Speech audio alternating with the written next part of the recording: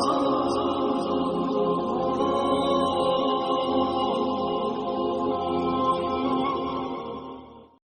باللہ من الشیطان الرجیم بسم اللہ الرحمن الرحیم السلام علیکم ورحمۃ اللہ وبرکاتہ۔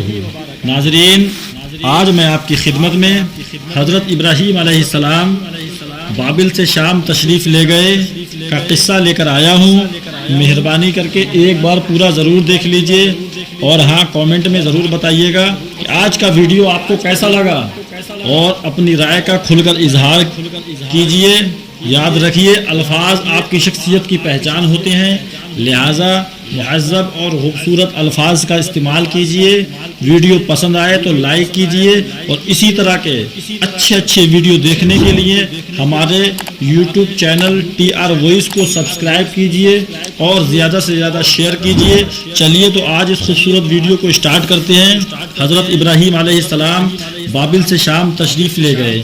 جب حضرت ابراہیم علیہ السلام نے بابل سے شام کی طرف ہجرت فرمائی، آپ کے ہمراہ حضرت سارہ رضی اللہ تعالی عنہا تھی۔ پہلے آپ نے حرام میں مقیم ہوئے، کچھ دن کے بعد مصر کی طرف ہجرت فرمائی۔ وہاں کا بادشاہ بڑا ظالم اور فاسق تھا۔ اس کی عادت تھی کہ جس کی شادی ہوتی وہ دلہن اس کے سامنے پیش کی جاتی، اگر اسے پسند آتی تو وہ اسے اپنے پاس رکھ لیتا، ورنہ واپس بھیج دیتا تھا۔ اس بدبخت بادشاہ نے ہر جانب آدمی مقرر کر رکھے تھے۔ حضرت ابراہیم علیہ السلام کے ساتھ آپ کی بیوی حضرت سارہ رضی اللہ تعالی عنہا تھیں، جو حسین و جمیل تھیں۔ بادشاہ کو خبر دی گئی کہ ایک مسافر کے ساتھ ایک عورت ہے جو بڑی حسین و جمیل ہے۔ ظالم بادشاہ نے حضرت ابراہیم علیہ السلام اور حضرت سارہ رضی اللہ تعالی عنہا کو اپنے پاس بلا لیا۔ ظالم بادشاہ حضرت سارہ رضی اللہ تعالی عنہا کو دیکھ کر ہی آپ پر فدا ہو گیا۔ حضرت ابراہیم علیہ السلام کو باہر رہنے دیا اور حضرت سارہ رضی اللہ تعالی عنہا کو بند کمرے میں لے گیا۔ اللہ تعالیٰ نے کمرے کے در و دیوار کو شیشے کی طرح کر دیا۔ آپ کو کمرے کے اندر کے سب حالات نظر آتے تھے۔ جب ظالم بادشاہ نے خیال فاسق سے اپنا ہاتھ حضرت سارہ رضی اللہ تعالی عنہا کی طرف بڑھایا تو اس کا ہاتھ خشک ہو گیا۔ ظالم بادشاہ توبہ کرنے لگا اور مجبور ہو کر آپ سے معافی مانگی، اور آپ نے دعا کی درخواست کی۔ آپ نے دعا فرمائی، اس کا ہاتھ درست ہو گیا۔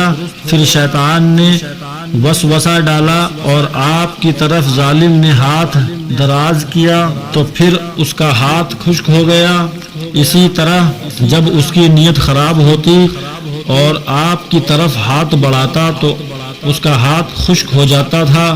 ظالم بادشاہ کہنے لگا کہ میرے لیے دعا کرو اور میں معافی مانگتا ہوں کہ کبھی بھی بری نیت نہیں کروں گا اور آپ کو کوئی تکلیف نہ دوں گا۔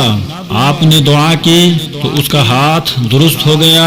یہ سارا قصہ حضرت ابراہیم علیہ السلام کمرے سے باہر ملاحظہ فرما رہے تھے۔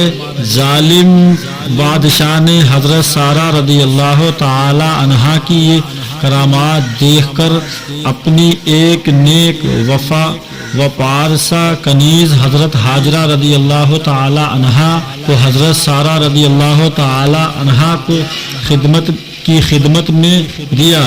حضرت سارہ رضی اللہ تعالی عنہا اپنی نیک کنیز حضرت ہاجرہ رضی اللہ تعالی عنہا کو اپنے شوہر حضرت ابراہیم علیہ السلام کو سپرد کر دیا۔ اب حضرت ابراہیم علیہ السلام وہاں سے ملک شام تشریف لاتے ہیں اور ارض مقدس میں سکونت پذیر ہو جاتے ہیں۔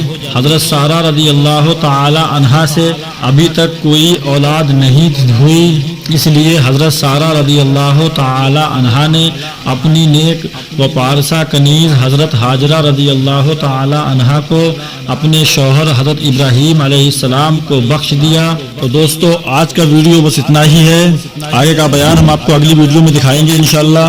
اگر ویڈیو پسند آیا ہو تو چینل کو سبسکرائب کیجئے اور گھنٹی کا بٹن ضرور دبا دیجئے تاکہ جب بھی کوئی ویڈیو اپلوڈ کیا جائے تو اس کا نوٹیفیکیشن وقت پر آپ تک پہنچ سکے۔